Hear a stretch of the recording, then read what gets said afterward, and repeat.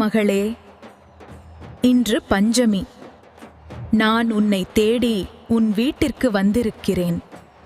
உன் மனதில் யாரிடமும் சொல்லாமல் வைத்திருக்கும் கவலைகள் இன்று முதல் காற்றோடு கரைந்து போகட்டும். நீ அமைதியாக நீ மனதில் நினைத்த ஒவ்வொரு ஆசையும் ஒன்றன் பின் ஒன்றாக நனவாகட்டும். உன் வீட்டில் சிரிப்பு சத்தம் குறையாமல் இருக்கட்டும். செல்வம், ஆரோக்கியம், நிம்மதி உன்னை தேடி வந்து உன்னோடு தங்கட்டும்.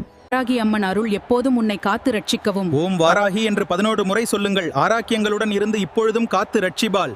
இந்த பஞ்சமி நாளில் உன் வாழ்க்கை முழுவதும் ஒளியாலும் சந்தோஷத்தாலும் நிரம்பட்டும்.